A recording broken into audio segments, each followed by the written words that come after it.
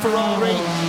Jaguars 5.05 back to Keane, now 3.8.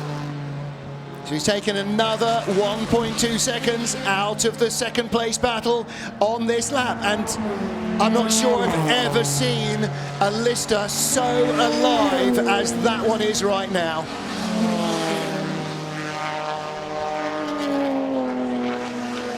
Fastest lap after fastest lap, it is quite something, isn't it? And this is how he managed to get past Majoub, and that gap I thought was going to squeeze, but it didn't. Majoub knew he was coming, he knew he was maybe not wounded, but just unable to keep the sheer galloping horses behind the saddler. It's great to watch, isn't it, as Phil Keane, who tried to cut his teeth in single-seater racing before running out of money a bunch of years ago, really found his forte in this historic sports car world. Well, and in modern GT racing again this year for the 4th season in a row, he and John Minshaw head to the final round of the British GT Championship with a shot at the title.